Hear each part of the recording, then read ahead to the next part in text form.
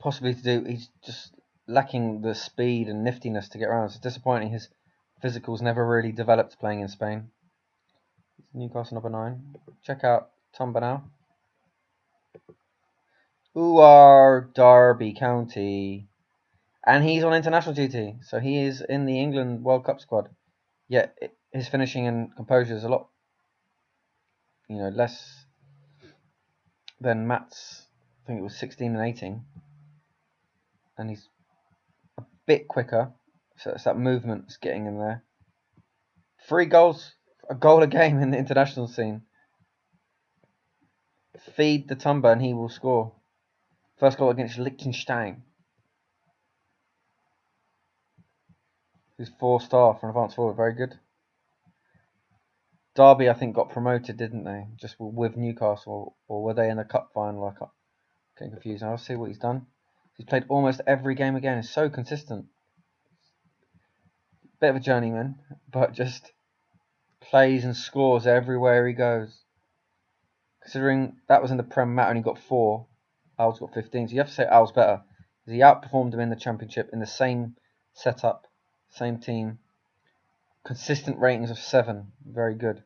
So Al's more rounded team player. International. 1 start, 1 sub, 3 goals.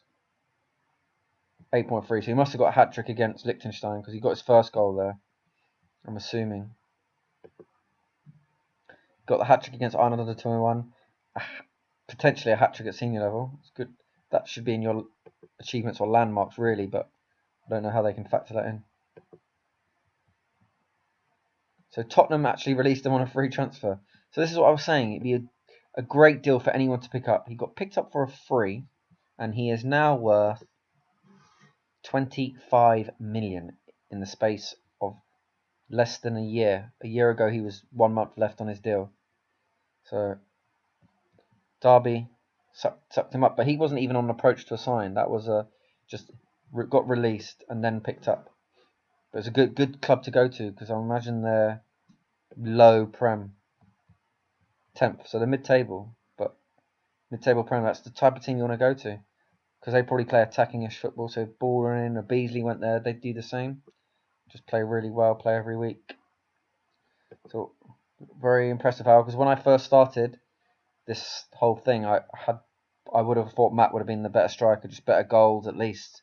Maybe Al more rounded, but certainly I expected more goals from Matt. But again, the move to Barcelona at a young age probably didn't work out. Al stayed, got games everywhere he went, and has improved. Okay, so that wraps up everyone. I hope everyone was happy with that. I'll just check out injury front, but considering he's played so many games again, it's possible to be out that long. And we'll see what Mills is doing, because obviously if you notice, he's not on the short list. Is he even still in the game? So he's here. You can still find him, but it's like an epitaph. This is like his tombstone. Died at 23. Tragic. Obviously, I'm not in the game, so I can't contract offer him anything because I'm not a manager. And he just, as you see, it has his history. I haven't made any notes on anyone. And that's just his little biography. Disappointing. What can I say? He's obviously not coaching or anything like that. I just think he's left the game, gone into politics. Alright, so I'll still follow Mill just to see if someone does do a coaching or something like that. But he's very young to be a coach. He's probably still earning his badges. We will look at the international things now. See how everyone got on in the group. See what Al got his hat trick.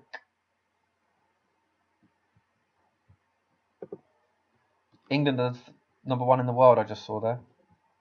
Algeria. James Wilson, the Man United player, starts up front for them. Ox scored 2. Will Hughes. You recognise all these players at least. But Aiden scored. Pratt started. Hoare started. Novak probably on the bench there. Playing alongside Raheem Sterling, the Ox. England lost to Czech Republic. Now let's see the group. I'm not sure where we would have started, but we know Al played here. So yeah, Al got his hat-trick, 10 out of 10 performance, v Liechtenstein in an 8-0 thrashing where Aiden and Novak, two stamina buddies, played. Hawes played and scored Monday, so we had a lot of Gunnersbury playing there. So that was good to see.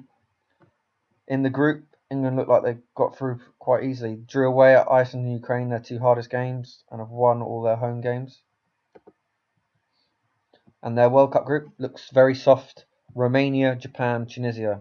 So you boys, I'll be watching all three of those games in the next episode 15. Episode 15 should be quite long now because it'll have 3 Irish group games, 3 English group games, and then you'd imagine England will get through to the second round. So we'll follow it. You are the number 1 ranked team in the world. Don't forget. So I'll just have a quick flick through. You boys can look on the right, see if you see your names, because I'm going through this quite quick. I can see Novak there, I think. Only beat Liechtenstein 2-0 away. Albania. Okay, so who was the most recent, just to see who's broken in just recently. And we'll quickly look at the squad to see who's made the plane. Chambers on the plane, Aiden's on the plane. Don't know who this guy is. You recognise pretty much everyone else though. So these guys, I think these are all on the plane. There should be only 23 here. 1, 2, 3, 4, 5, 6, 7, 8, 9, 10, 12, 13, 14, 15, 16, 17, 18, 19, 20. 21, 22, 23. Yep, so there is 23. So it's not like we're in a 25-man squad and a few people are going to get sent home. You'll only get let go now if you get injured in these. I think I saw some friendlies before. There's one friendly left. You don't want to get injured there in a pointless game against South Korea. All right, moving on. We'll check out Ireland. See how they got on. Imagine Ireland. They were doing well in their last group stage when we saw them 2 games, 2 wins, but had a trickier group than England, as ever. So they're definitely in the World Cup. That's one good bit of news. We'll see the squad. Jeff Hendrick's still knocking about. Harry Kane's still knocking about. Coleman's still there. He must be ancient. Callum Riley. Surprised I'm not in the squad myself just because I'm not injured for the first time and they haven't bloody picked me. Just as acting as backup. Dan Crowley got. I know my dad always gone about him. He should play for Ireland, but he will definitely play for England. He's an Arsenal sort of youngster coming through. They've picked Grealish this time and not picked Beasley. Alright, so we'll quickly check out the most recent performances, see how they got on in the group. They look like they did well in the group. Looked like we pretty much won most of the games. Group 7, I think we were. Smashed it. Absolutely smashed it. That's a tough group, Sweden, Hungary, Armenia. So you just have a quick look, see who else is in it. England, Iceland, Holland,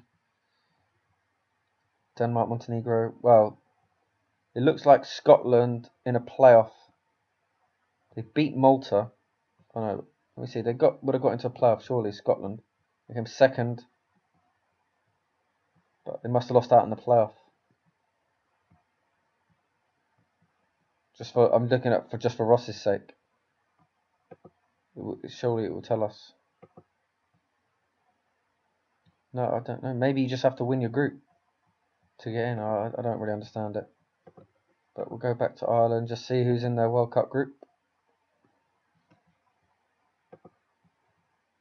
Chile, Costa Rica, Qatar. We've got the host nation, but delighted with that group. Normally we've got bloody like Germany, Italy, all these really tough teams. We had Germany, Colombia in the last one. So you'd fancy our chances there. Chile are going to be tough. Just see who's been playing. Gal got booked, but it looks like another man of the match. Standard Gal performance. So Connor, John, Seamus Coleman, Alex McCarthy. Beat Northern Ireland in the crunch game. Gal came up big. Another man of the match and a goal. In the 90th minute. Okay, I'll just quick through these quickly because I'm running out of time. And in the next episode, you will see the start of the World Cup, basically. So I'll only sim forward 2 weeks. But I hope you enjoyed episode 14. It was